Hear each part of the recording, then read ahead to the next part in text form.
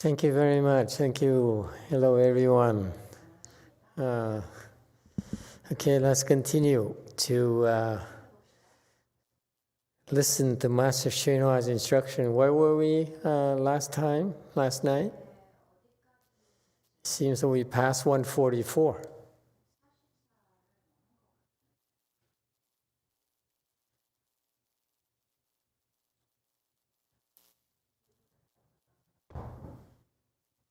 Play the tape.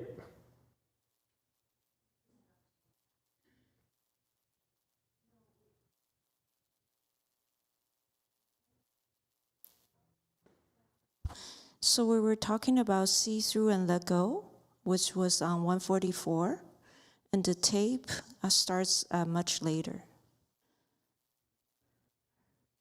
We're way beyond this. We're way beyond up to next. The eminent monks have their strengths and weaknesses. Okay. But I'm not sure where your sound is, your tape is. Starts at 149. Okay, continue.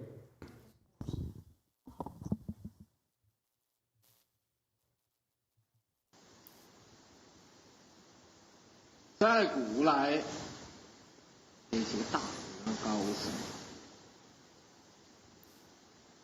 每一个高僧都有他的特长。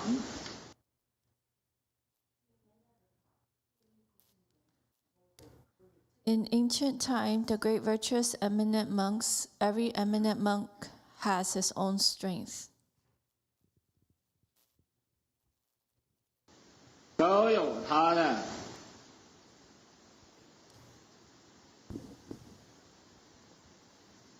这种人不能比的这种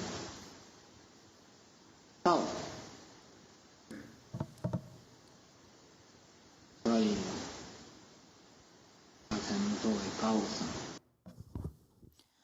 Has morals incomparable from ordinary people. That's why he can be an eminent monk. It's not morals, it's way virtue. The Chinese word is very, very precise. It's way virtues, has nothing to do with morals. Way beyond morals. Continue.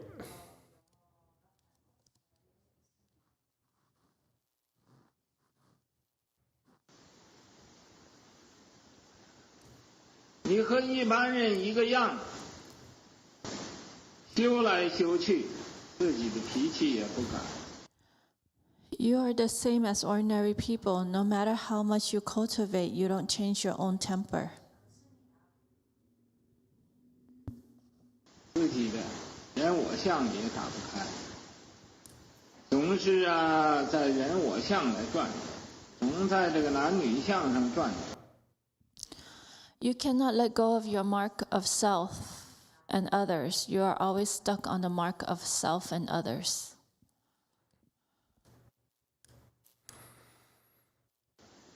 转来转去呀，就脱不出去轮回。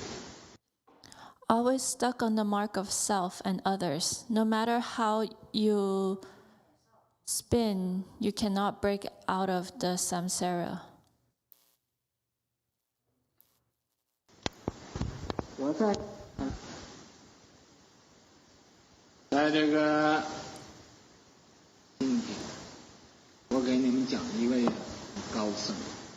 这位高僧呢，叫什么名字呢？叫达摩密多。 Today, I will talk about an eminent monk. What is the name of this eminent monk? His name is Dharma Mitra. 这个达摩这是法，密多就是秀，就是这个法秀。这个法秀他是毗邻国的人。 Dharma means Dharma. Mitra means graceful. That's Fa Xiu. Fa Xiu was from Bibin.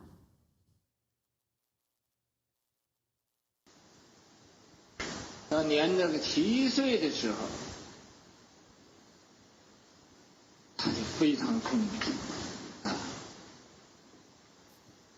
在7岁的时候啊，就欢喜佛法。 At the age of 7, he was already very smart. At the age of 7, he already liked the Buddha Dharma.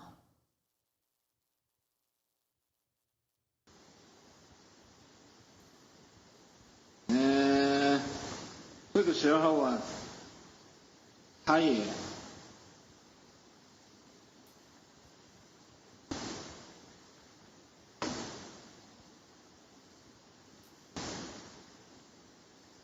聪明绝顶，最聪明。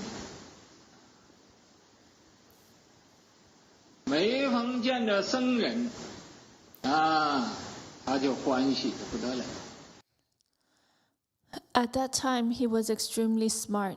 He was the smartest. Every time he met a monk, he would be extremely happy. 每逢看见人念经，他也欢喜的不得了。 Every time he saw anybody reading the sutra, he would be extremely happy as well. 那个僧人在那儿念经啊，他就跪着那个地方听经。 When the monks are reciting the sutra there, he would kneel there to listen to the sutra. 僧人在那个拜佛，他也就随着拜佛啊，高兴不得了，就欢喜看见。 When the monks are bowing to the Buddha there, he would follow them to bow to the Buddha as well and be extremely happy. 一天到晚就跑到庙上去玩呢，瞧着拜佛念经。 He loved to watch this the most. Day and night, he would run to the temple to play and learn to bow to the Buddha and recite the sutra.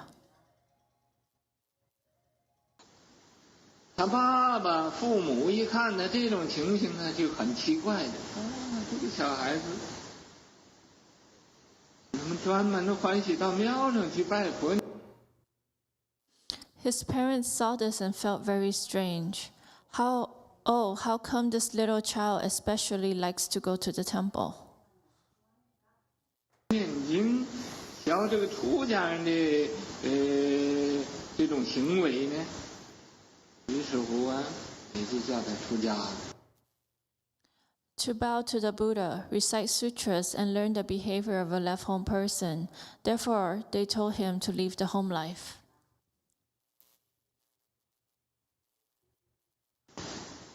在7岁那时候，他父亲母亲呢也叫他出家。 At the age of 7, his parents told him to leave the home life.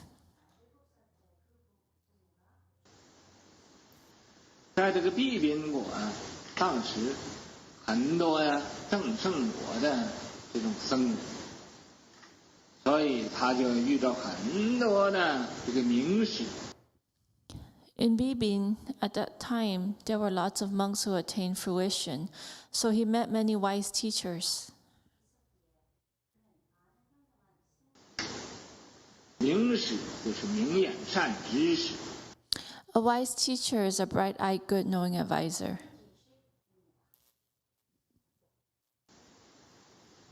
因为遇到了很多的善知识，所以他就修行就很虔诚。 Because he met many good-knowing advisors, his cultivation was very sincere. 不是像那个普通那种修道马马虎虎的过一天算一天，什么光阴的随随便便的冲过去，他不是。 Unlike the ordinary sloppy cultivation that muddles along with no thought of tomorrow, letting time fly by casually in vain. 他是昼夜都不休息，诵经念佛拜佛。He was not like that. He didn't rest day or night. He recited sutras, recited the Buddha's name, bowed to the Buddha. 拜的辛苦了，他就做了那个叫什么参禅息定。息定。When he was tired of bowing, he would sit there to investigate China and practice samadhi, to practice samadhi. 或者稍微坐着睡一睡，咱们又继续学习佛法。他不分昼夜怎么样来学习佛法。Or just sit, sleep a little bit, and then continue to study the Buddha Dharma. He studied the Buddha Dharma day and night.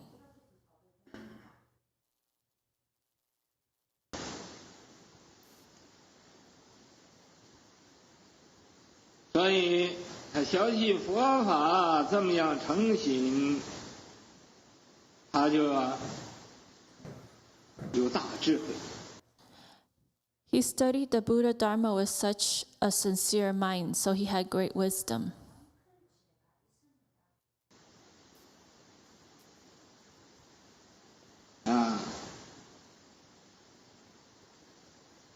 在这个18岁的时候，他就为人讲说佛法，并且讲的非常奥妙。At the age of 18, he was speaking the Buddha Dharma for others. He was speaking very profoundly. 所有的这个禅宗的道理，他也到这个甚深的这种境界上。All the Chan school principles, he had reached this profound state.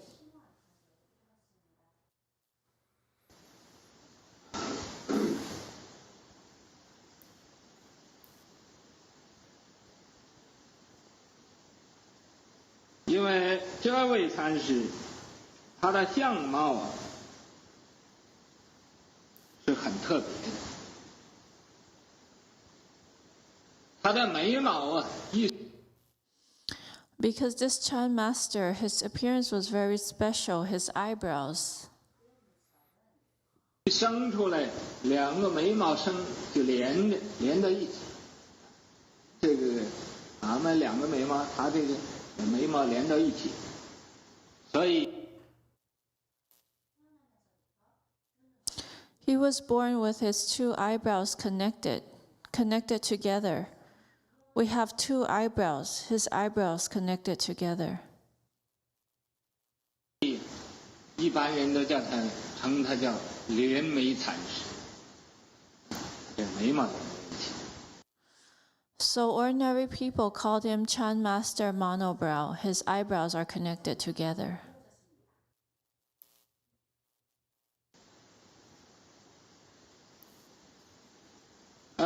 这位禅师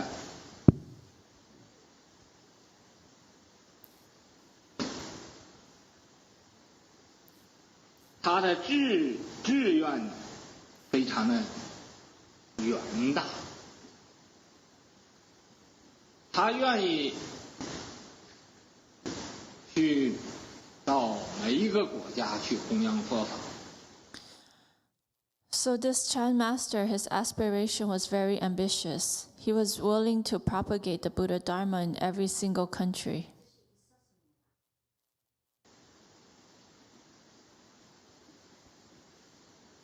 所以，在这个他所到的国家有20几个国家，去到处去宣扬佛法，教化众生。So he traveled to over 20 countries. He traveled everywhere to propagate the Buddha Dharma, to teach and transform living beings.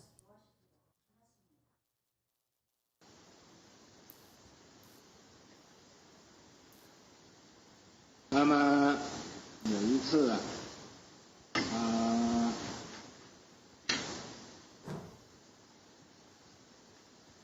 同样说法，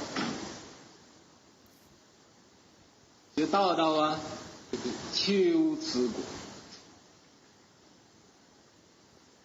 但没有到这一天，前一天。One time he was propagating the Buddha Dharma and arrived in Chiu-tzu. The day before he arrived, one day before.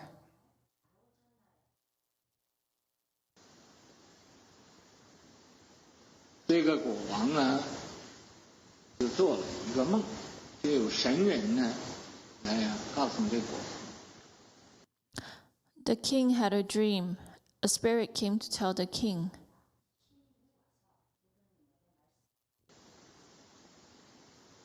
说在明天呢，就有一个有大福德的人要到你这个国家来。Tomorrow there will be a person with great blessing and virtue arriving in your country. 你呀，应该对这个福德人呢，广修供养，而种福田，种福田。 You should make offerings extensively to plant in the field of blessings, to plant in the field of blessings. 这国王醒了，觉得这个梦啊是很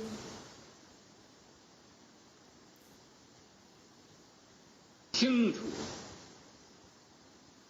知道这个梦不是一个普通的梦。 The king woke up and felt the dream was very clear, knowing this dream was no ordinary dream. 于是乎就命令这个边界守关的这个他要特别注意。 Therefore, he ordered the board crossing guard at the customs to pay special attention.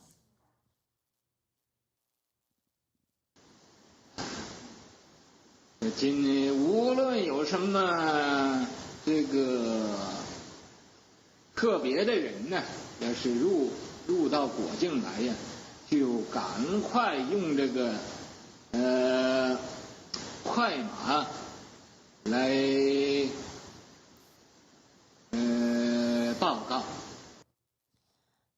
Today, no matter what special person entered the board crossing, he must quickly report to the king using fast horses.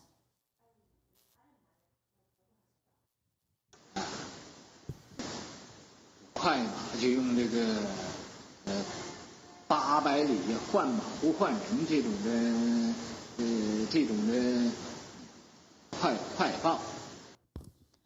Fast horses were the kind that within 800 miles, changing the horses without changing the person, this type of fast report.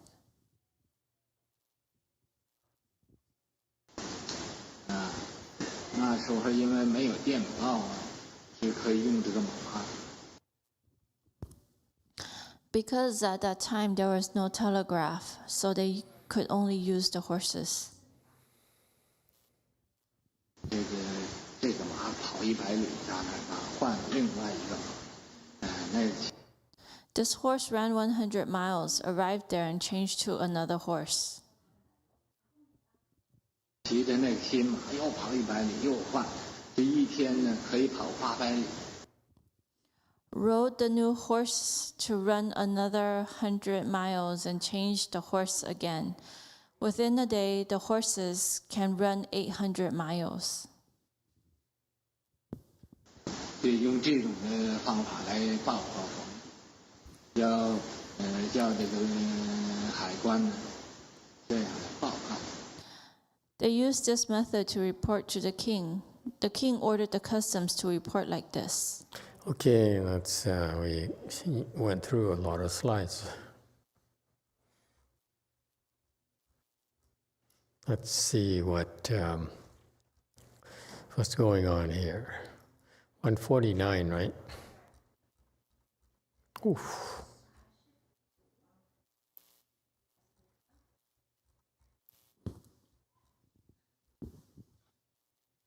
So he's talking about another eminent monk.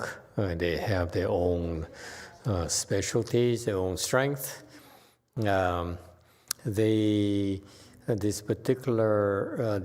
eminent monks here, they have their way virtue, meaning the virtues in their cultivation, the way, are incomparable.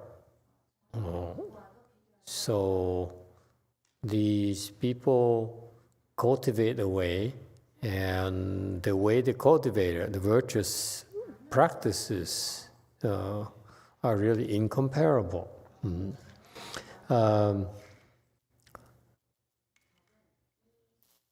Whereas ordinary people, Master YongHua says, the more you cultivate, the more your temper doesn't change, which is the typical of people who cultivate nowadays, don't you think? People should cultivate. Say, I'm a Chan cultivator, I'm a Pure Land cultivator, and they've been practicing for a long, long time, practicing Chan, practicing Pure Land Dharma door, practicing secret school, practicing various special practices, tantras, and so forth. And the one thing is that their temper doesn't change at all, meaning they're just as easy at losing a temper as before, no matter how long you cultivate.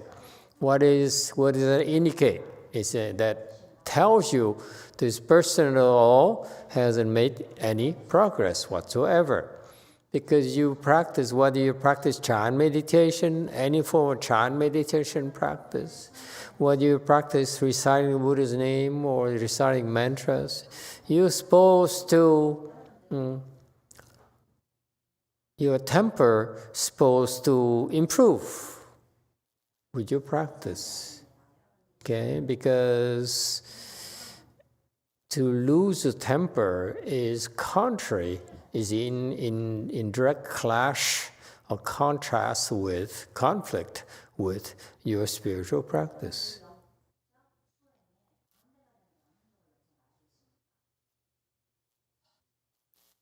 Okay, but no, we people nowadays only focus on, say, we are specialists in a certain school of practice, and they proudly practice, and you can't touch them. But they fail to see that their temper don't change at all. When Master YongHua talks about temper here, he's actually also talking about the greed. If your temper doesn't change, neither does your greed. Your greedy mind will not change either. Okay, because they're together. At each level, you have a certain level of greed, 3 poisons. As you improve, the 3 poisons will get lighter, will be lessened, and then lessen, further lessen. So that's why he specifies here. It's a reminder for us that you practice for a long time and yet you're just as greedy as before. Your greed doesn't change at all. That's an indication that you haven't improved at all. You're stuck.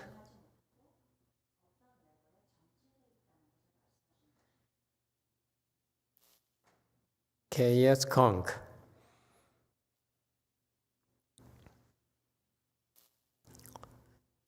네, 현안 스님 질문입니다. 선지식과 눈 밝은 선지식의 차이는 무엇인가요?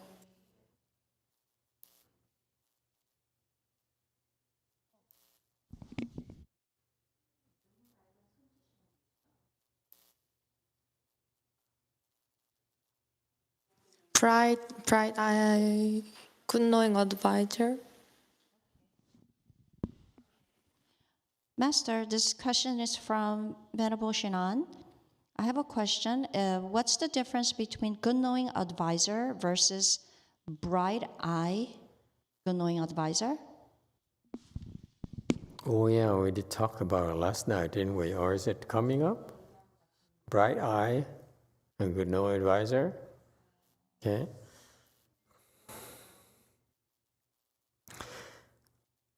I suppose the names indicate different emphasis, different specialties, you will, in the context of this particular talk here from Master YongHua. Each of them has different specialties. Okay, the bright-eyed advisor, the emphasis there is this person has bright eyes, meaning he can see very clearly, whatever it means. Why do you need to have a good vision?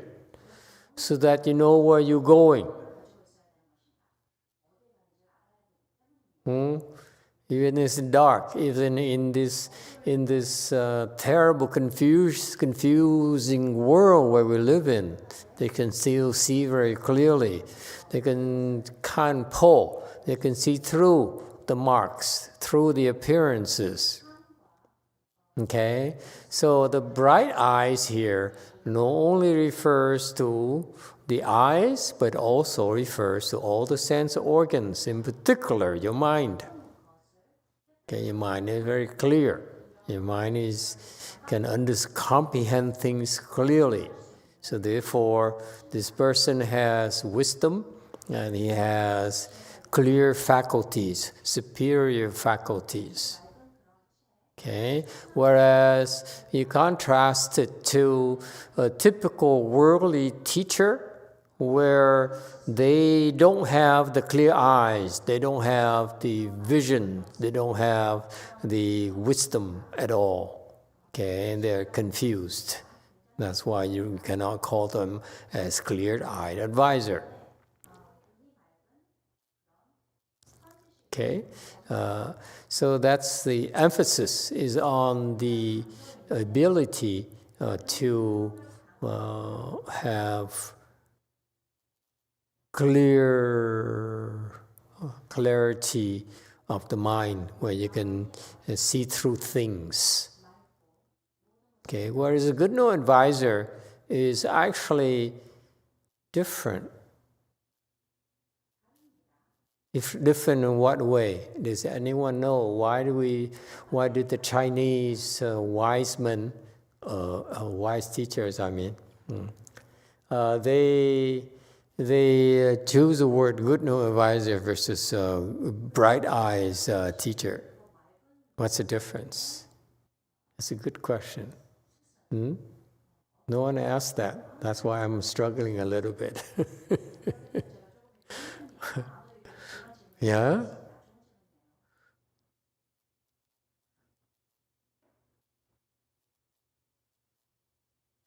As this particular monk here, as you go through, can I go through this and I explain to you a little bit more as we go through this, what he's talking about? Has his strength here? Okay, first of all, he says, doesn't matter what you practice, who you follow, okay? What matters is that whatever your spiritual practice, whatever Dharma door you practice, whatever school you specialize in, does your temper improve? Is your greed lessened? Is your ego, does it shrink? Okay?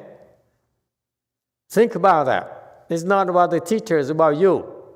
And if you cannot let go of mark of yourself and others, you're stuck on the mark on those marks, and no matter whichever way you turn, it's not spin but chuan. Is that whichever way you turn, you try this way, you try this Dharma door, you try to recite this mantra, you recite this sutra, you do water repentance, or you do a Chan school, you do the one in Dharma door, you do recite the Buddha's name, you recite the rebirth mantra is your specialty. Okay? That's what, no matter which way you turn, okay? You cannot get out samsara as long as your 3 poisons are not lessened.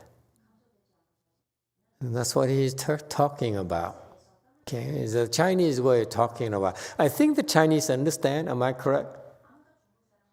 Is it fair to assume that you Chinese people listen to this and, oh yeah, I know what he's talking about. But for us Westerners, we don't have the same kind of assumption, the same kind of cultural norms.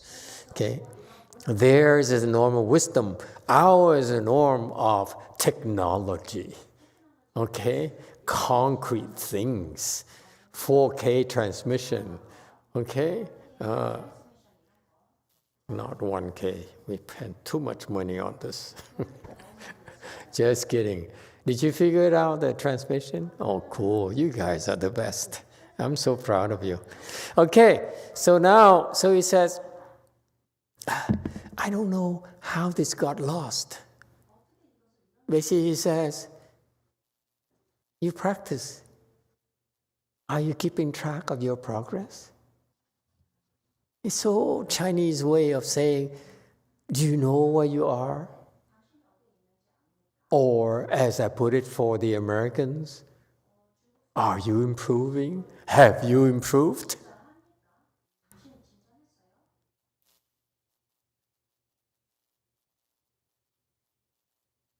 And somehow, because the answer is, I don't know. You say, I don't know. Your teacher says, I don't know. That's why no one talks about this. You come telling, I will teach you this Dharma Dora, I teach you, I give you a new kind of myth, a new kind of practice here. That's really popular right now. But the bottom line is that all these spiritual practices are supposed to reduce the 3 poisons. That you poison yourself every day. Whichever way you turn, you're poisoning yourself. Whether it's you bowing in repentance, whether you're meditating. Okay? Your 3 poisons are not reduced. And that's what he's talking about. But it's funny how his, contemporaries or his disciples and so forth, they skimp over this because they say, let's not be too specific because when you get too specific, we don't know what to do.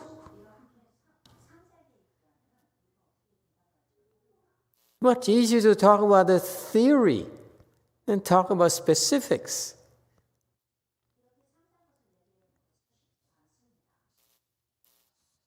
And Master YongHua, in Buddhism, there are 2 kinds, noumenon and phenomenon. As you go into the Avatamsaka teachings, it becomes clearer. Noumenon is principles. What are you learning from the sutras, from the sastras, from your good advisors, your bright-eyed teachers? Okay? Those are the principles you're supposed to learn. But what are the specifics? Meaning, how do you apply these principles to your specific instance, the specific situation, to that very moment? What do you do? That's called specific. And I expect you, abbots and vice abbots, to speak to me with specifics. Okay? Your job is specifics. You learn to report to me, report specifics. That shows your wisdom. Because if you are able to describe specifics clearly to me, then you can understand the principles behind it, and vice versa. Once you understand the principles, then you can apply it to any particular person. Yes, 3. Mô Phật và Thầy, mình sống ở trên đời này đó, thì ai nào cũng có cái tham sân si hết trơn đó. Tham sân si rất là nhiều. Mà bây giờ mình đi tới vô đạo Phật rồi đó, thì mình cũng có thể bớt được một phần nào. Nhiều khi đó mình niệm Phật, niệm chú, niệm này, niệm kia, thì mình nghĩ tới Phật thì mình cũng không dám sân si. Nhưng mình gặp được một vị thánh nhân, gặp vị thiện trí thức, thì mình cũng sẽ bớt những cái sân si lại. Mô Phật.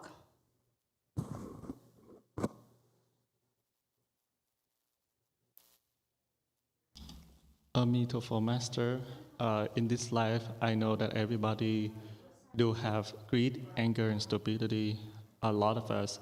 However, when we enter the way, we can lessen a little bit of our greed, anger, and stupidity.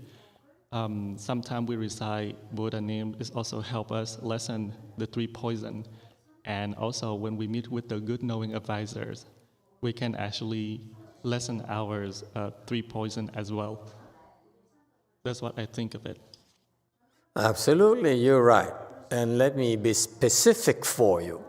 When you go to the temple, when you go to universities to learn about Buddhism, you're learning about the principles of Buddhism. Okay? And it doesn't stop there.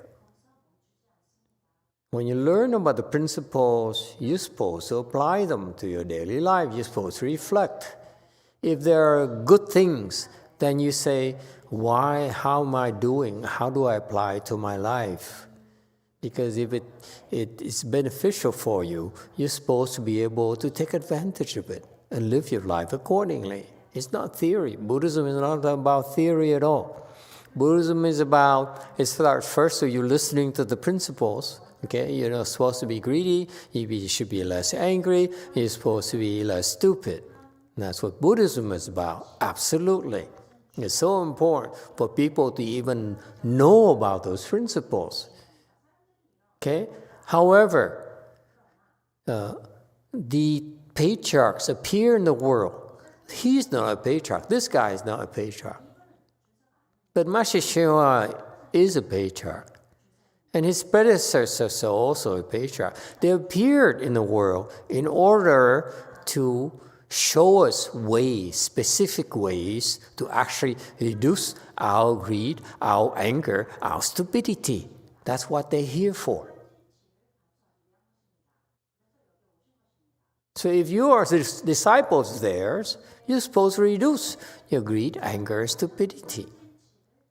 So actually, the principle is that the Buddha teaches us, guard against the 3 poisons, because they're trouble. You're hurting yourself.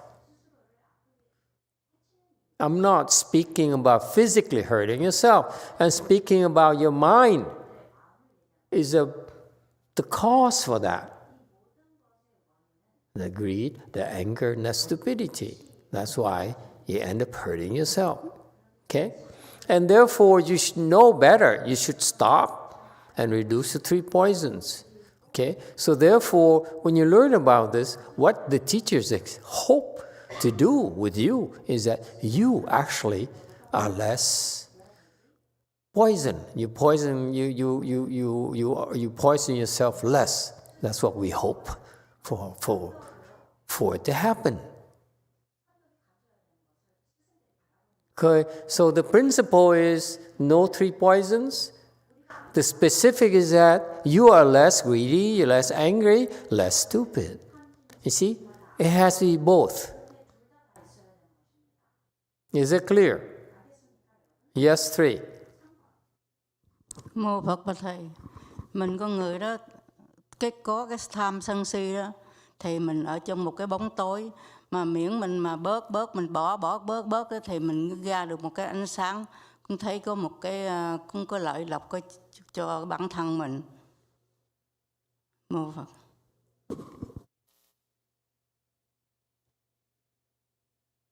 Emitofuo Master, I think us as a human, we have greed, anger, and stupidity.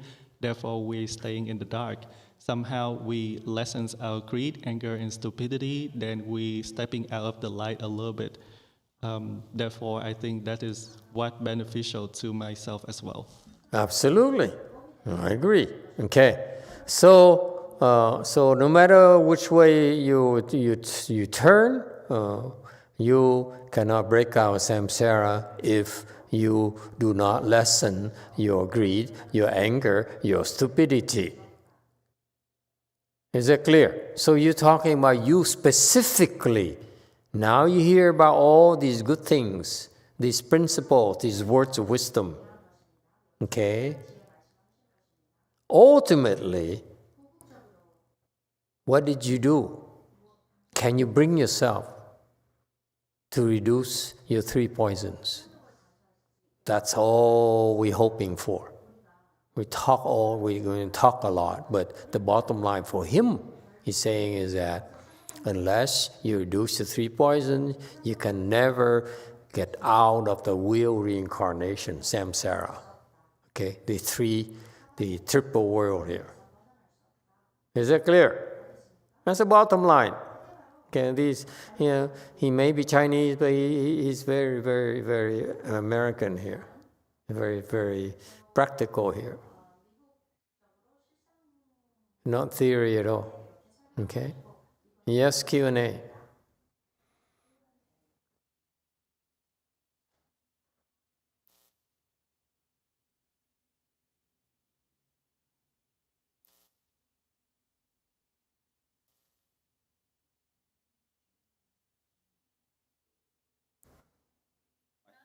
Hello? Okay, that works. What exactly is stupidity, or are there examples?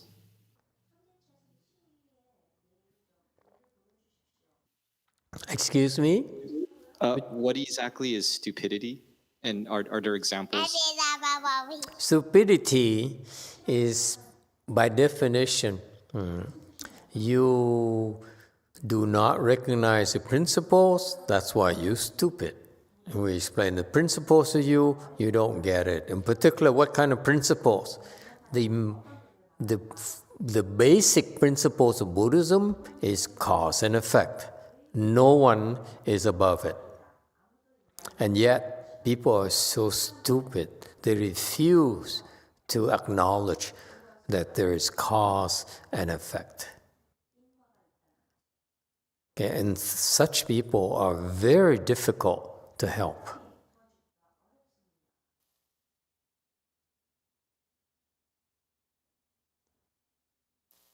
Okay, so for example, last night, referring to last night, I said about a couple of people, I said, I can't help you, okay, because after spending time with them, whether briefly or looking at their interaction with them, our interaction with them, I realized we can't help them because they're stupid. They're stupid because they refuse to understand, to see the connection between why they are stuck where they are, because they bought into these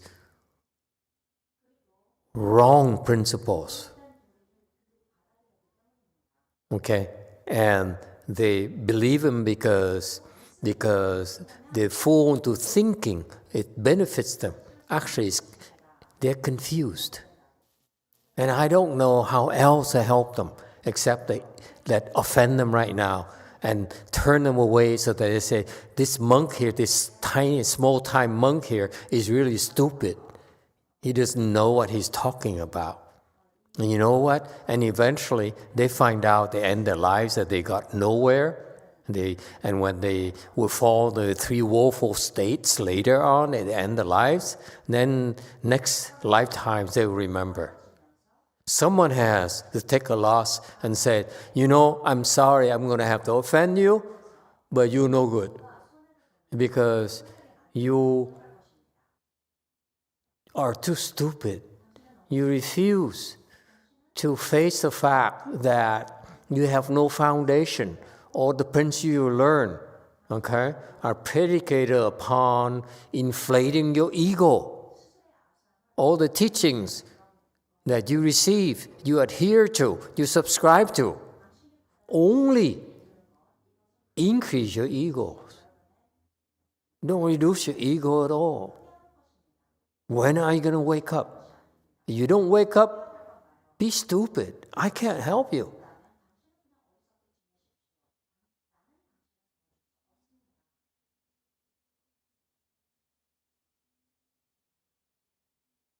Okay? Stupid people are very difficult to help because they don't understand. No matter what you tell them, they refuse to believe you.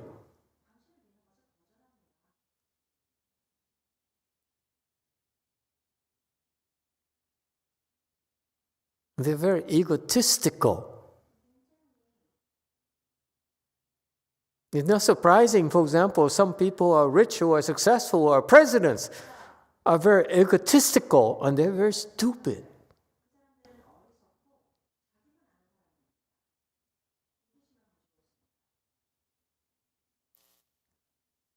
Okay? Any more examples you like me? You would like me to mention names? Okay. So he says, okay, that's the principle, it's funny how much Sri talk speaks Dharma. It's so always so like oblique. He didn't say, you stupid. He didn't say, you stupid, okay? He just says, you stuck on the mark of the self and others.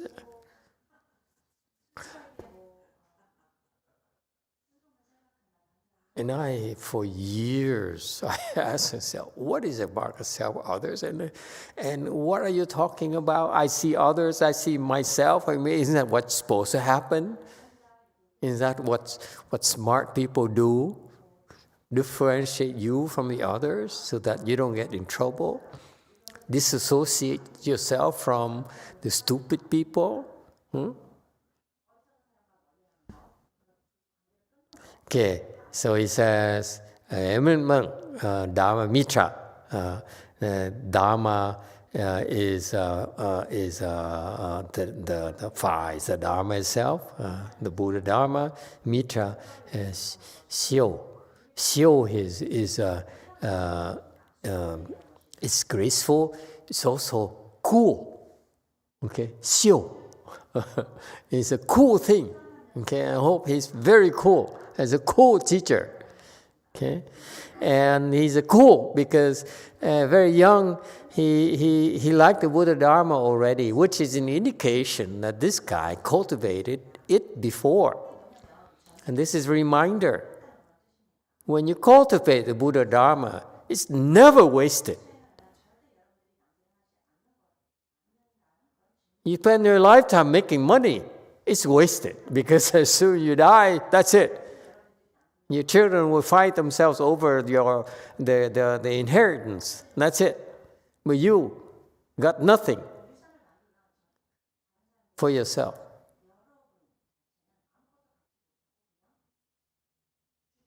Okay? So, whereas these people who have the blessings, they decided, I'm going to spend my time cultivating. And because the cultivation there generates the blessings, generate the wisdom, generate the achievements that they can carry lifetime to lifetime to lifetime.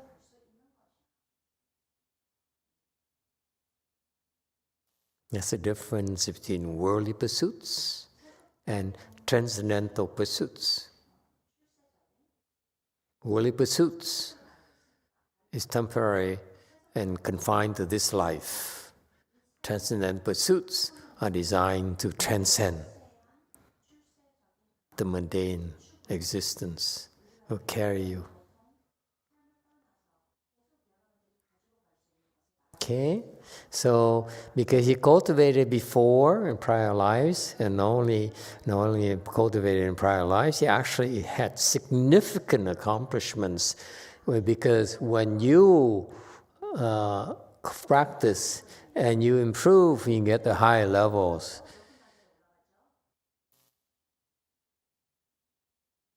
You get to appreciate it and enjoy it. Okay? And especially when you improve spiritually, your smarts also increase. People don't realize it. People, the world think I'm getting smarter because I memorize, I go to schools and so forth. Actually, in Buddhism, we meditate, we practice, our spiritual practice make us much smarter than a worldly form of training. It's funny because I talked to this particular disciple of Master YongHua who's enlightened, pretty good level, okay? And he's a professor, graduate from Berkeley, okay? And so he's a very, very bright person. So I asked him, so what do you think of your training, your educational training? And he says, for what my PhD thesis, okay, I push the boundaries of the knowledge of my field significantly. You know what? It's all baloney.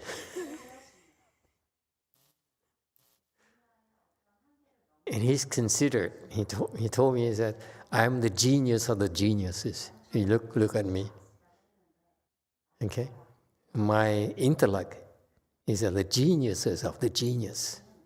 I look at him, really? Oh, anyway, so extremely smart. It's extremely smart. He's like a genius. Okay, he says, in my world, there's geniuses and there are geniuses of geniuses.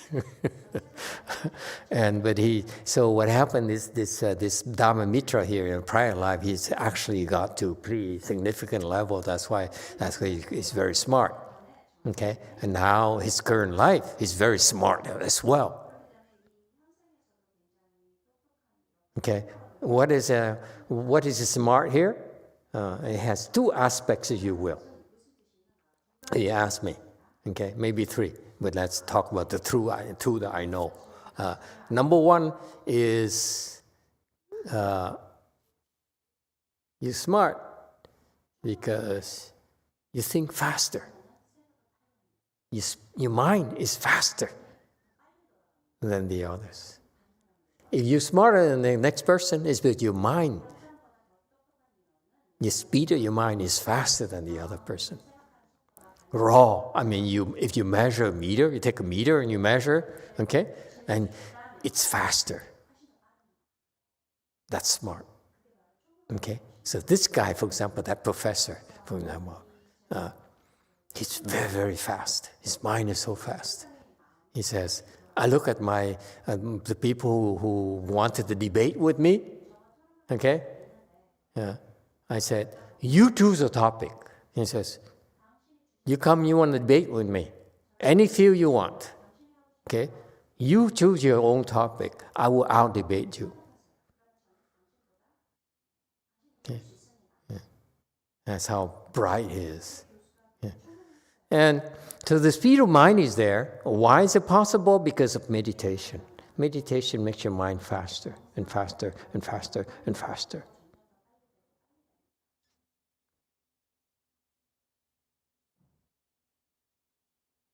And the other thing, another aspect of being smart is that your vision, the problem you're seeing. If you go very fast, but your vision is so tunnel vision, then the smart is not very useful, is it? So these smart people, they can see a bigger picture. So you see, in Buddhism, we don't talk about smart because speed of mind is not enough, or smart is not enough. It's visions. The smart people are still limited, but the wisdom is more well-rounded vision, if you will. Okay? So anyway, this guy is very smart because in a prior life he has some accomplishments.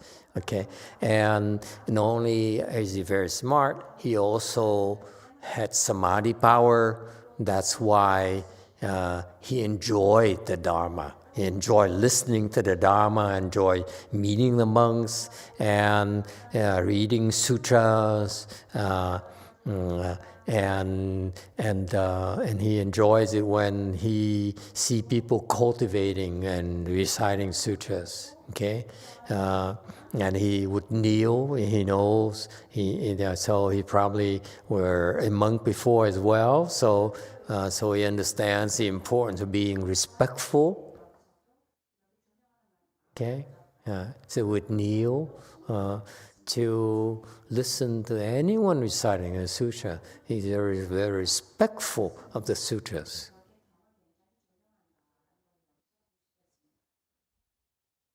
Okay, when they bow to the Buddha, they would bow to the Buddha. So he's respectful to the Buddhas. You know, that's one of the highest ways to generate blessings for yourself. To be Li Jing Zhu Fo, number one. You bow to the Buddhas and you respect the Buddhas, that generates the highest level of blessings for you.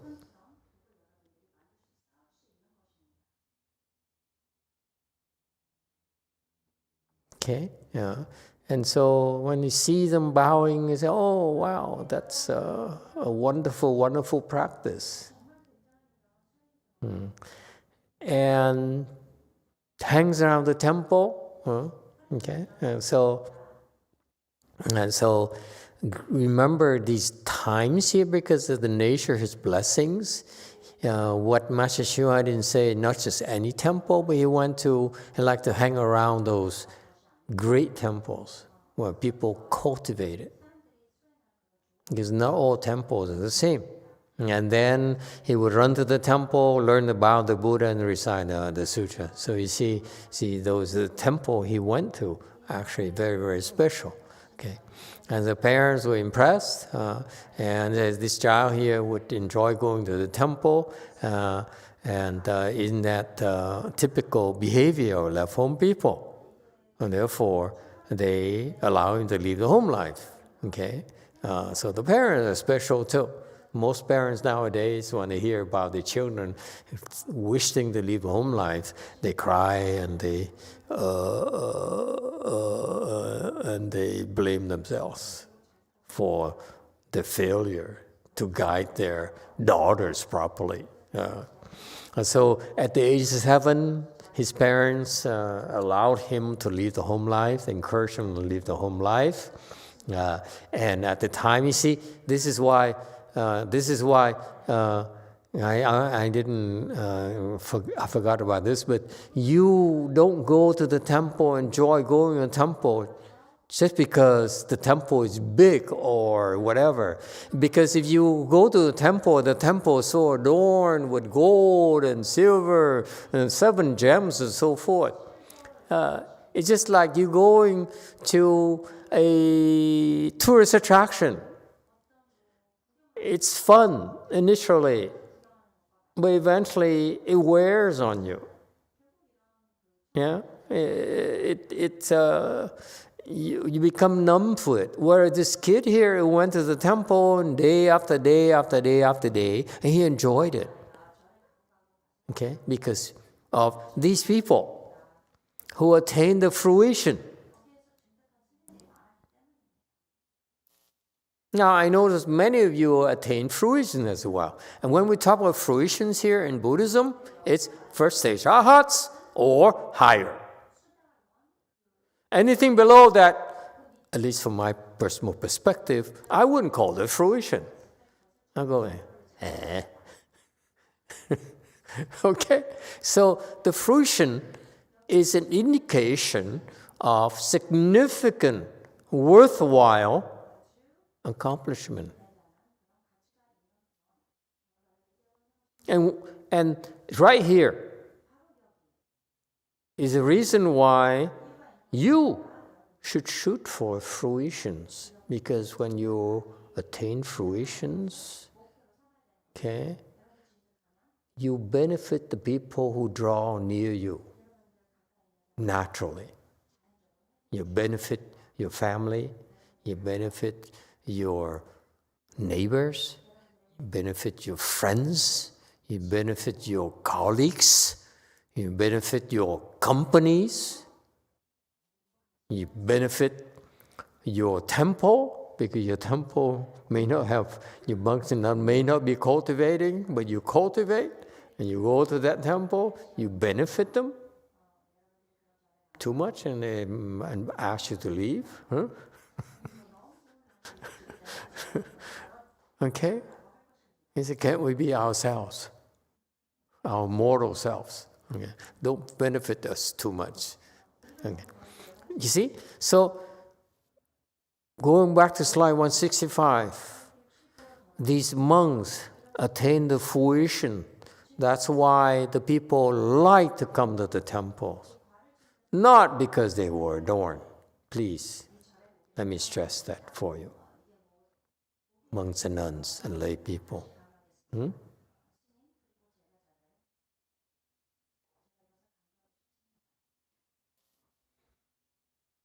And not only the fruition, but the fruition here means that these people have wisdom. Okay? Wise teacher is a bright eyes, good knowing advisor. Okay, that's Master Xuan's words. I will separate the two. Bright-eyed teacher and a good knowing advisor. If you have to mention the word bright-eye, good knowing advisor, to me it's a combination of wonderful, wonderful things. It would be great if you're a bright-eyed teacher, okay? But if you are a bright-eyed, good knowing advisor, it's the greatest. Okay, and he has the influence under many good knowing advisors. Okay, very good. You see, and unlike most Buddhist disciples who come to the temples nowadays, okay, they let their spiritual practice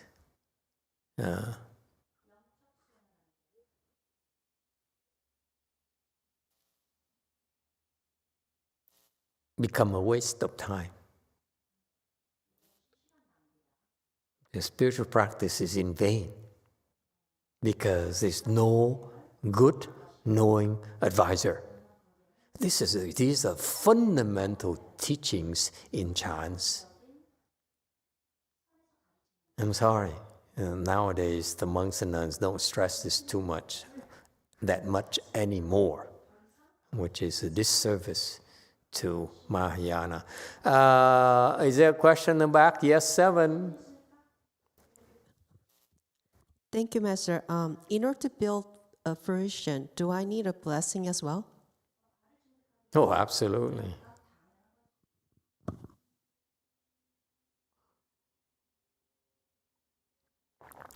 People who have fruitions have tremendous blessing.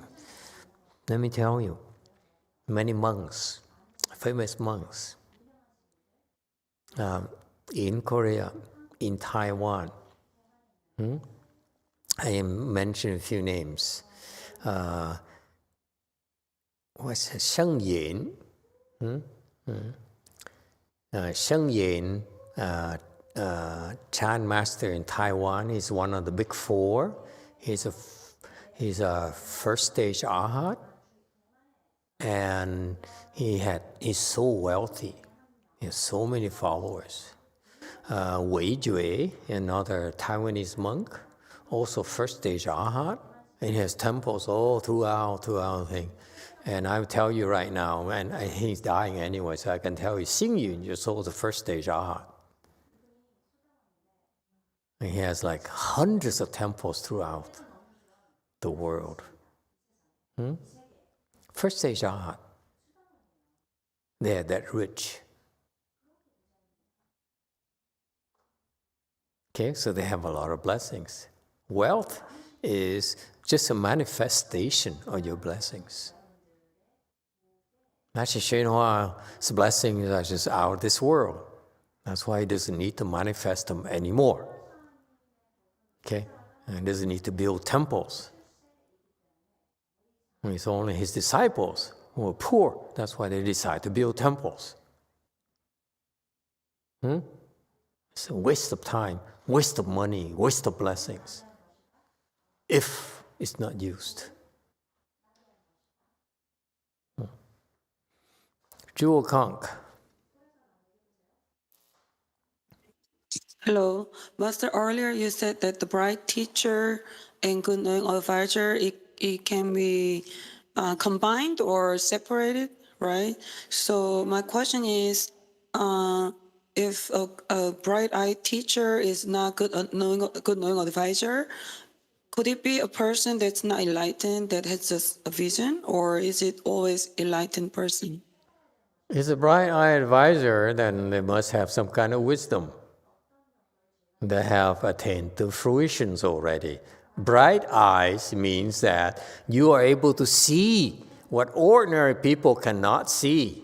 That means these people have attained fruitions. So no, he did not like that. He is very vigorous. You see, Mahayana practice, you have to be vigorous, okay? And he, very important to also point out here, he bowed, recited sutras, investigated Chan, put emphasis on samadhi. This is what these people used to do in terms of spiritual practice.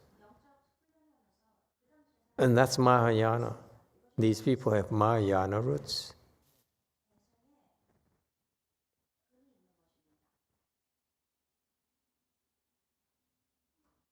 It's well-rounded. Mahayana, we're supposed to learn all sorts of Dharma doors. Even if you do Pure Land practices, you recite the Buddha's name, you recite sutra, you recite mantras, you bow, you repent. Same thing.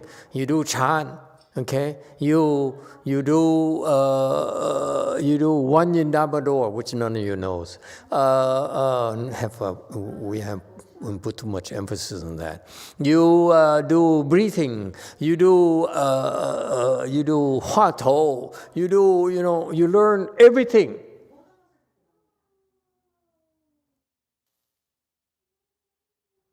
That's what he's doing.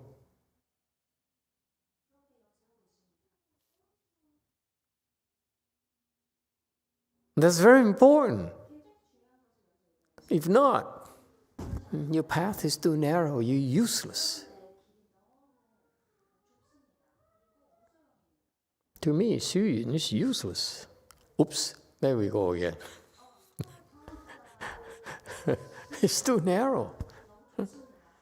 Spend the entire life from 19 to 54. And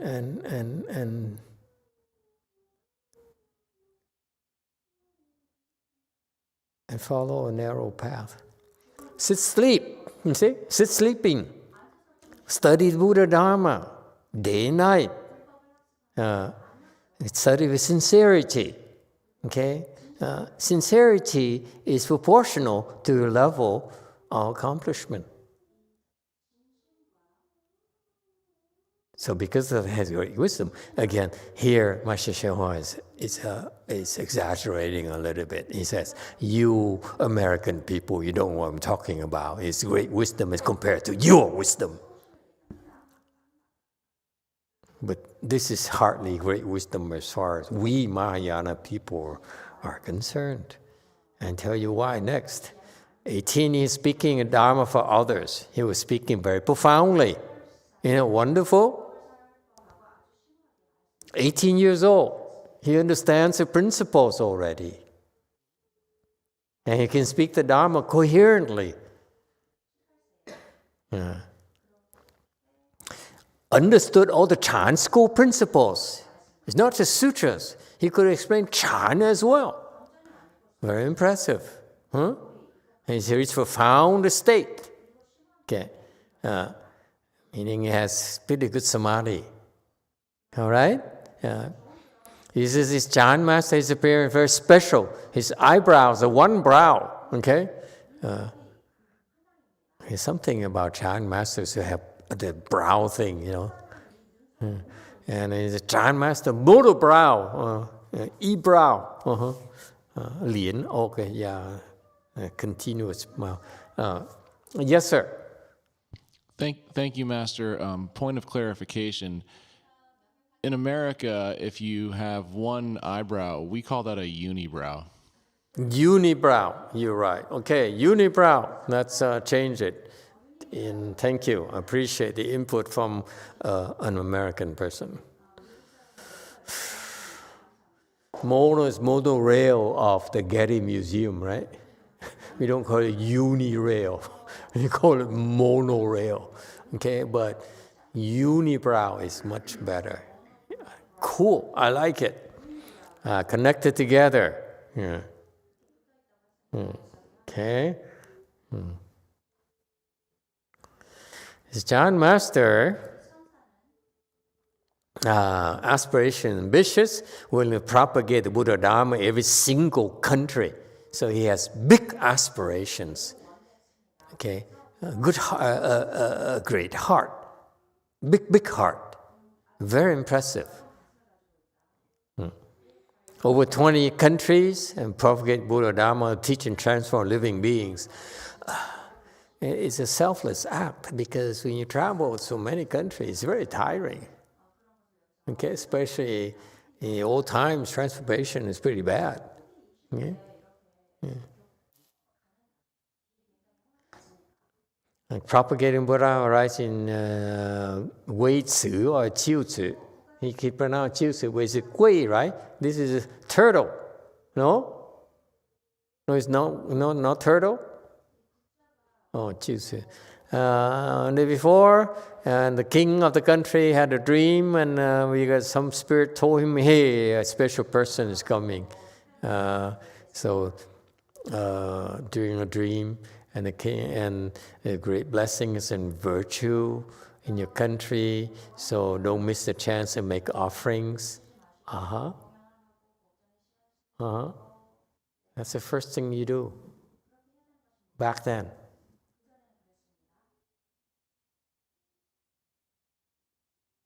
Yeah, back then. If you see a person of accomplishments, you're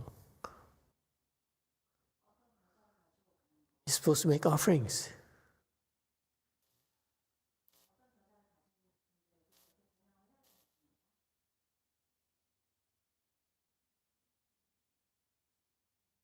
And these are fundamental teachings Master YongHua was trying to convey to his American students. The Western educated person actually applies to all of us. Okay, not just for this particular monk here, this Indian monk here. This is a story that this happened in India. Okay, I think Master YongHua just decided to close his eyes and use his spiritual eye and look at the story of that happened in India. Okay, and bring it to an American audience to illustrate the point. The point here is that if you know people have wisdom, you're supposed to make offerings to them. And what offerings? 礼敬祝福 You pay respect, you bow, and you be respectful. That's offerings. You bow to them. That's your offering. But bow with sincerity, don't just bow because, like Daniel.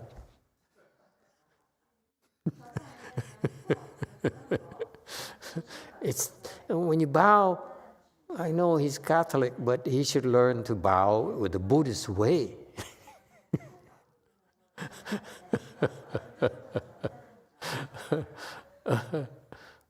Yeah. Teach him, Apple. Yeah, I say, you want me to be your girlfriend? You better bow the Buddhist way. Use your girlfriend influence. Yes, 9.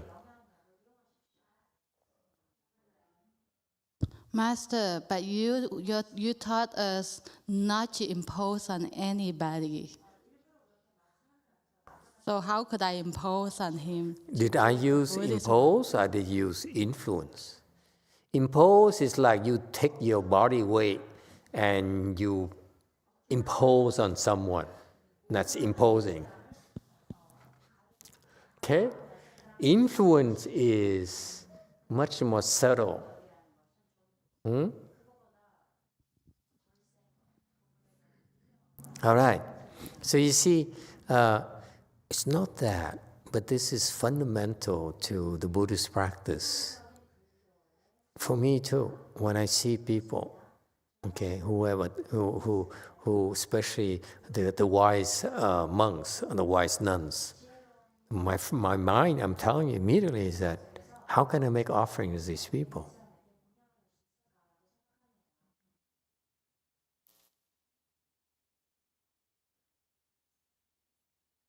And I hope you remember this, because I went to Korea and I met many enlightened Sunims, and let me tell you, my mind is that how can I make offering to these people? So I said, hey, let's get some matcha tea and offer it to him. Did you buy it or not? You forgot, huh? Okay, it's okay. I told him, hey, this guy likes, this Sunim here likes make green tea. I like green tea. So let's go back and get some matcha tea and send back. Offer it to them. You remember? Huh? You forgot. Didn't order it. Never mind. But it's funny. It's funny. The Korean Sunims don't have that mindset. They're like, I'm special, I'm enlightened. You're supposed to make offerings to me.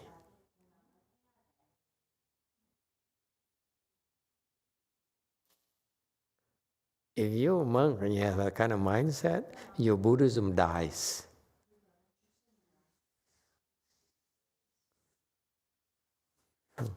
Anyway, it's disappointing. Jewel Conk. Master, we prepared the matcha but didn't get the chance to deliver to him yet.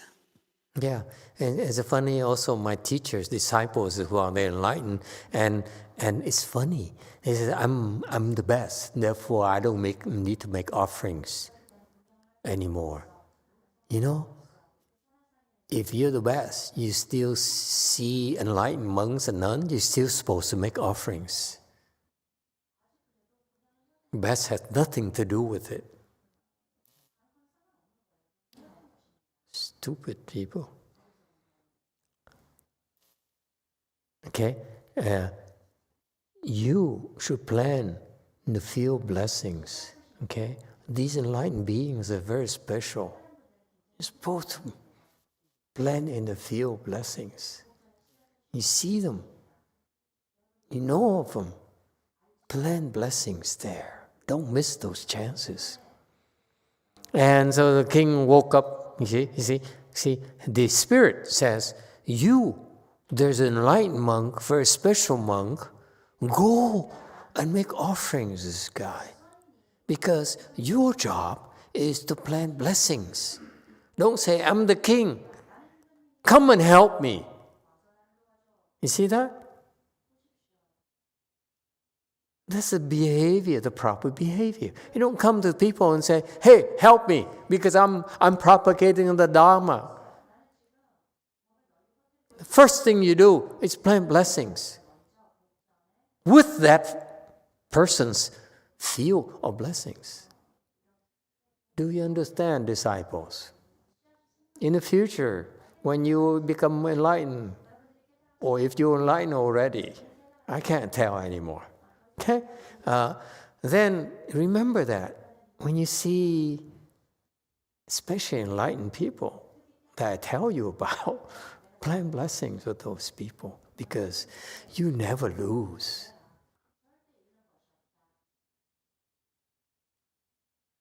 Don't think that they're supposed to plant blessings with you. No, you plant blessings with them. Okay? So the Spirit has to say, hey, you're a king, but remember, go plant blessings to this particular cultivator. Don't pass it up.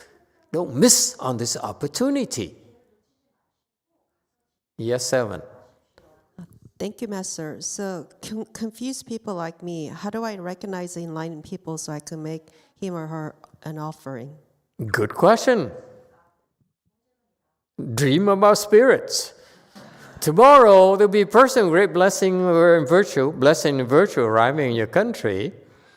You make offerings extensively plan your blessings. You see, it's not about a lot of people. It's just that if you hear of this person who has wisdom or enlightenment, so go plant blessings. That's it. Okay?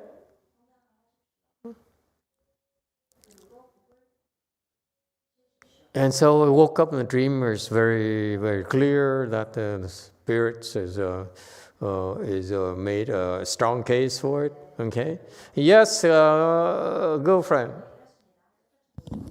Master, I have 2 questions. So since I come from the other side, if we know that Venerable Heng Lai or Heng Shu is close by, it would be a great idea to go and plant blessing with them. That's question number 1. Question number 2, I have a Catholic king telling me that I'm supposed to plant blessing with him because he's a king. Do we do that as Buddhist, Master? No, why not? I happen to like Chinese food. Just had a very good Chinese meal last Sunday. Chinese meal, dumplings and fantastic Chinese food. But I also like. Rumor has it, French cheese, good cheese. Okay, so.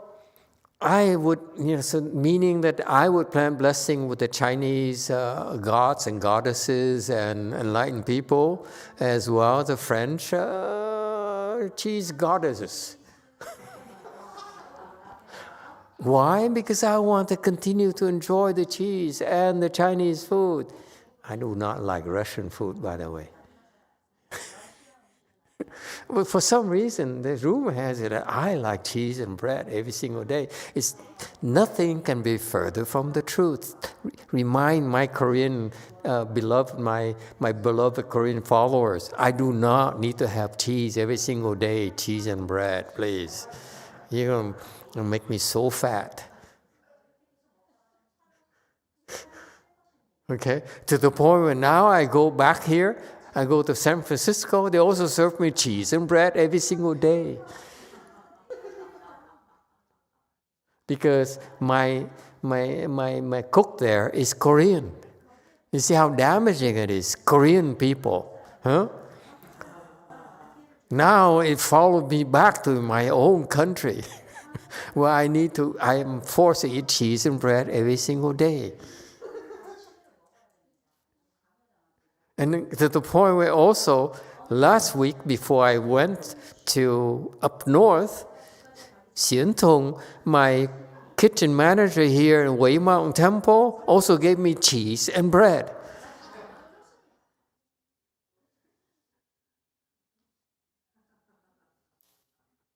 So my point, I don't know how we got the cheese and bread, but I want to correct it, just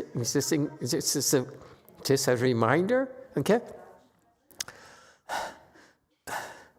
That my point here is that if you have people, people who are enlightened, who are cultivators, true cultivators, you go plant blessings with them. There's nothing wrong with that. You never know you're going to need them. You never know when you run to their territory. Okay? Besides, if you ask Master YongHua, for example, don't ask me the question because it's irrelevant what I tell you. But I imagine you were to ask Master YongHua, should I plant blessings with, this lesser monk than you? You know what he would say? Absolutely. By all means. Why? Because he needs it more than I do.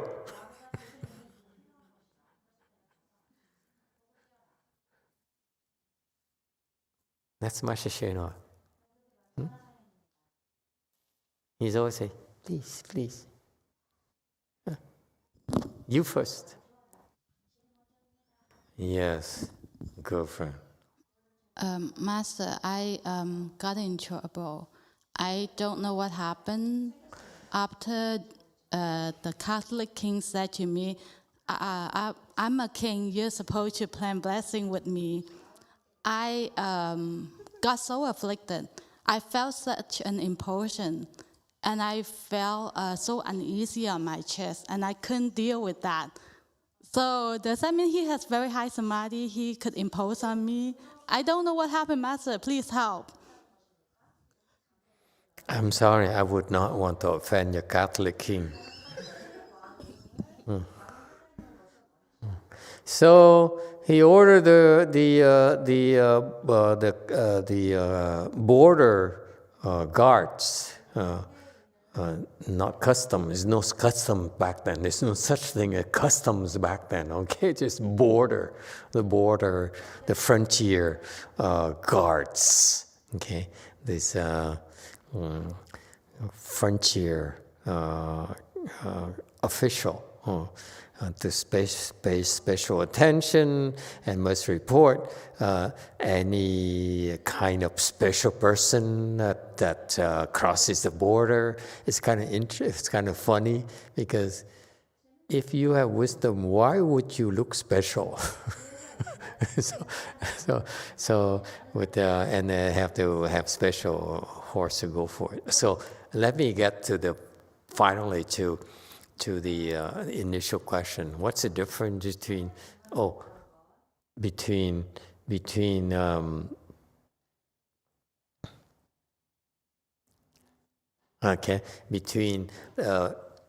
bright-eyed teacher and a good no advisor? Okay, right here is an example of what easy to you. What do you think he is? Bright-eyed teacher or good no advisor?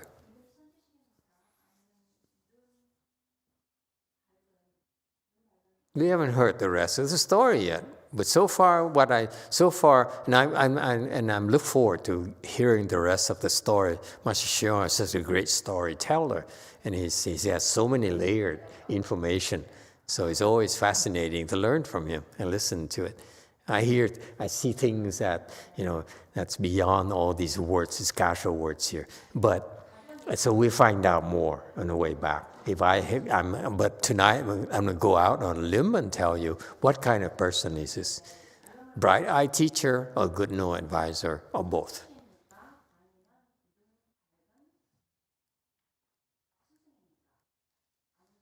He's a bright-eyed teacher because he understands the principles. He understands the importance of teaching. He understands the importance of helping everyone, not just their own kind, not just their own countrymen. They help everyone. Okay, good night, old woman. This poor lady can hardly walk. Wow, it must be hurting.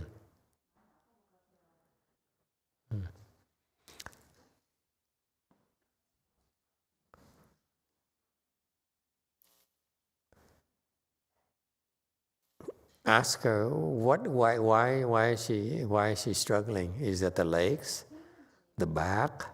What is it? What's the problem? What's her problem? Nature of problem. Do you know? Ask her. Yeah, is it the legs, the pain, the knees, or the legs, or the hips, or what? Need to find out. Please find out and let us know. Okay. He's a bright-eyed teacher because he understands the principles. And he can explain principles. That's called a bright-eyed teacher. He can see clearly, he understands clearly. Okay. The important thing about having clear vision, clear-headedness, is the ability to understand the principles.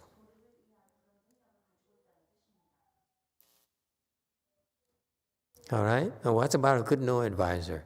Good no advisor is also a bright-eyed teacher. He understands the principles too. He also does one more thing. He or she does one more thing.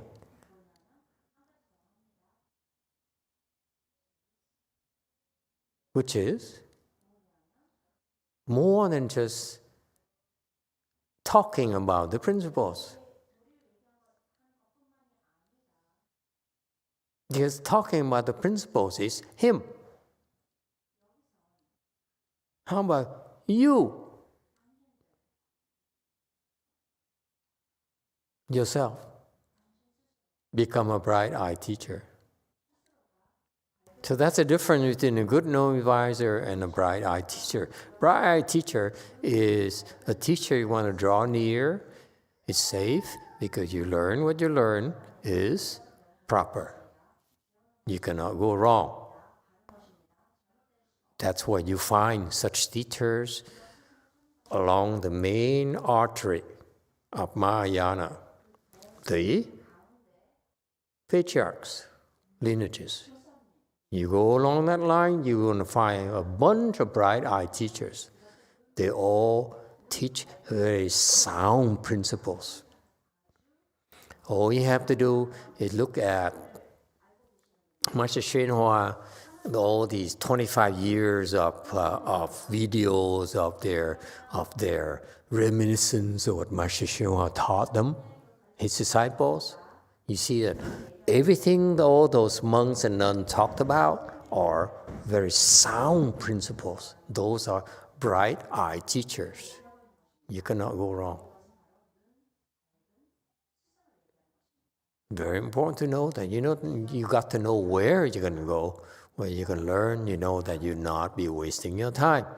Last night I talked about wasting time because I learned from teachers who are not bright-eyed teachers. They're just famous. And they're confused by the principles. They may talking about principles, okay, like regurgitating like the other teachers, okay, but their mind is not clear.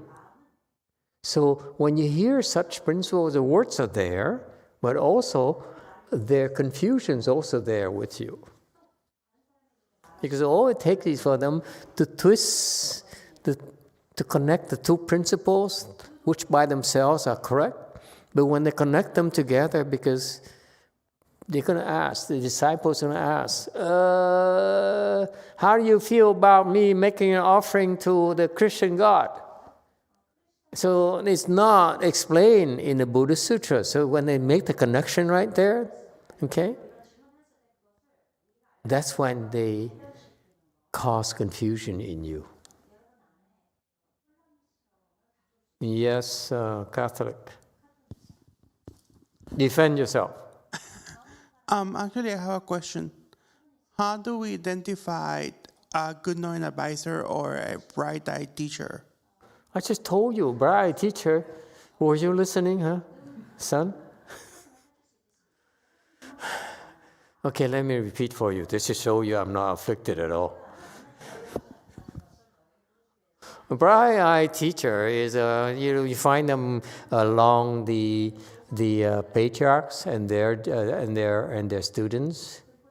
Fifth patriarch is a bright eye teacher. Sheng Xiu is a bright eye teacher.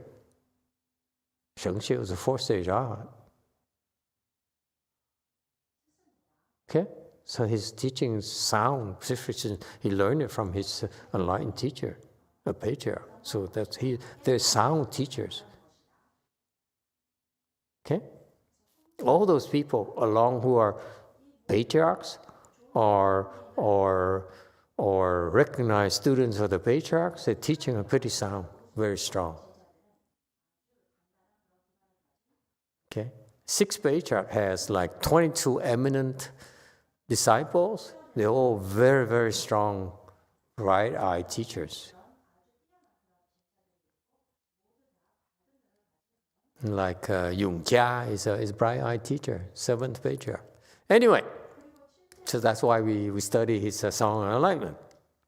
A good no advisor is a little bit more. He says, yes, I understand the principles, but it's me. What I want to happen is that you understand the principle. You, my disciples, understand the principle. That's why I'm a good no advisor.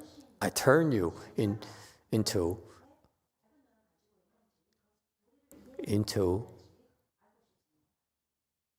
enlightened beings. Bright-eyed teachers are necessarily capable of helping you become enlightened. In other words, we're good no advisors. Great good no advisors will help you become enlightened. In Buddhism, all that matters is you become enlightened. It's not about the teachers. It's about you. Everything geared towards making you become enlightened. The sooner the better. All right? So that's the difference between good no advisor and bright-eyed teacher. Bright-eyed teachers stop at the ability of understanding the principles. In my mind, but that's my American bias. Maybe to the Chinese, many Chinese people, they say 明言, shi, and 善知识 are the same thing. To me, they're not, because there are many enlightened bodhisattvas who are bright-eyed teachers, but they're not good no advisors, because they're not good enough. Like to me, fifth patriarch is not a very good no advisor. How is that? Yes, 6.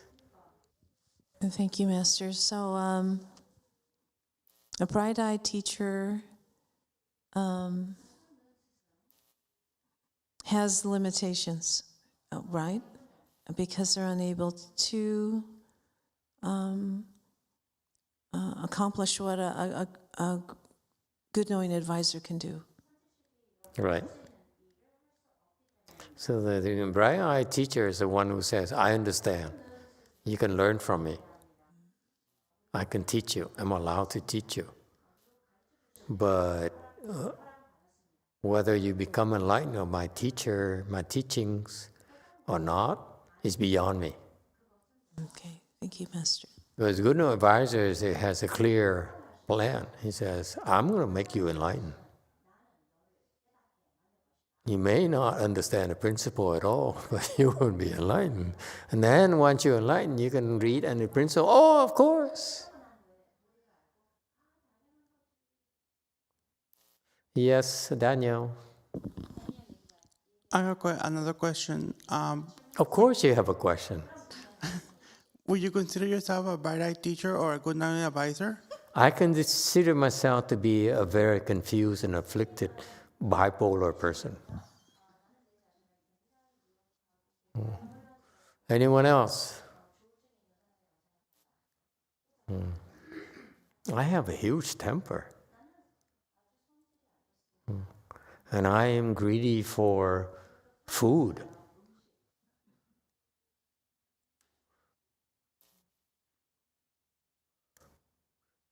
Okay. Yes. Korean channel. Master, sorry, it's a little bit different subject, but Jumi wants to have a comment related to yesterday's question. Yes. The reason that we started to cultivate, there was a clear goal. And I feel that it is necessary to check that goal. So I asked questions to Master Z, and he didn't answer. But I still respect him. Because of that, I asked the questions with my effort. I wanted to see if there's any method of cultivation to check the goal. So also, I wanted to repeat that I have no interest for other people. I know that that is none of my business. Thank you. And why do you ask where your husband was? Am I missing something? You know, interest in other people's, and it's because it's none of your business. Why do you ask about other people's level?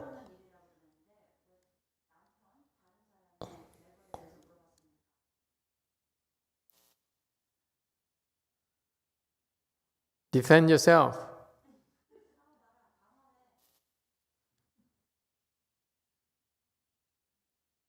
네, 안녕하세요.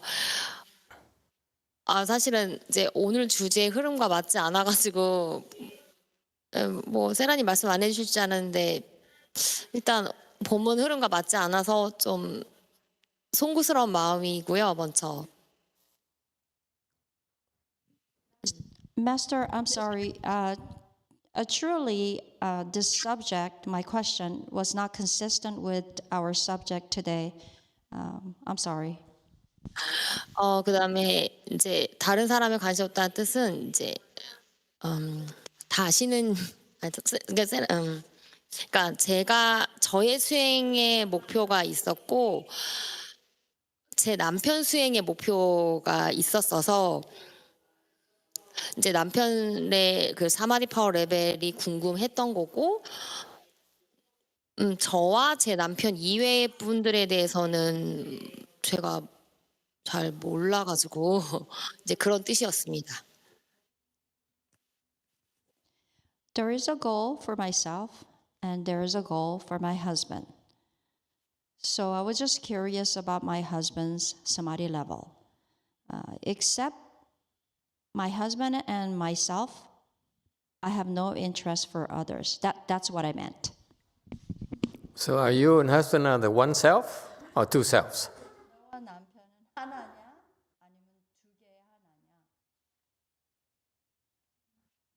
I don't know. Because as long as you continue this path and you see you as one self, husband as self number two, you never get out of samsara, Master YongHua says. You want that? Because you want that, I will tell you what your husband is at.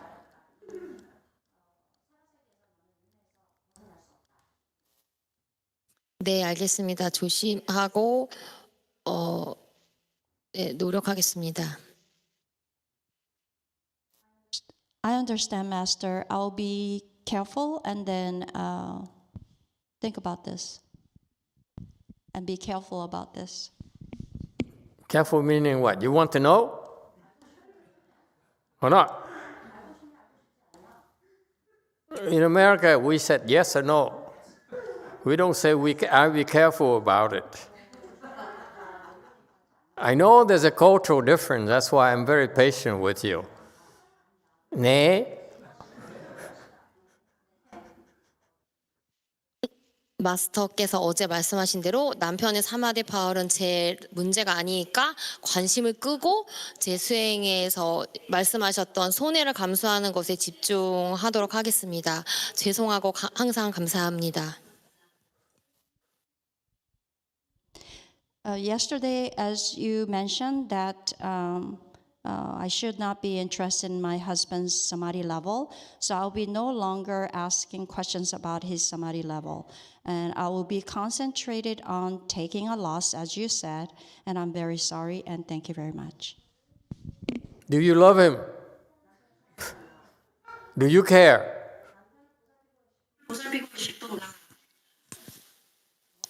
남편을 사랑하고 보살피지만 다시 저희 부부는 다 세세생전 다시는 안 만나기로 이미 약속을 했습니다. I love my husband and I care for him, but we promise to each other that we're never going to meet again in the future lives. This woman has an answer for everything.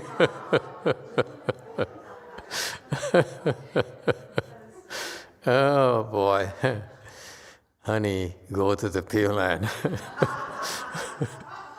You are number 3. I can't help you. Amitabha Buddha will. I promise.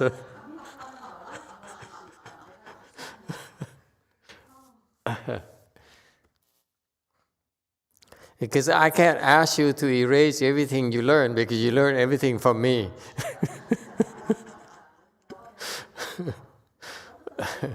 Yes. Did you have a question, dear? I just have a comment. Instead of never meet again, I would love to meet my loved one, all my loved ones in the Pure Land. Just never meet. So I would love to have that to happen. Meet my love again at the Pure Land of Amitabha Buddha. She sounds like a king and says, I want to see my harem in the Pure Land. Yeah. You are real characters, all of you. Okay, thank you all. We stop here tonight.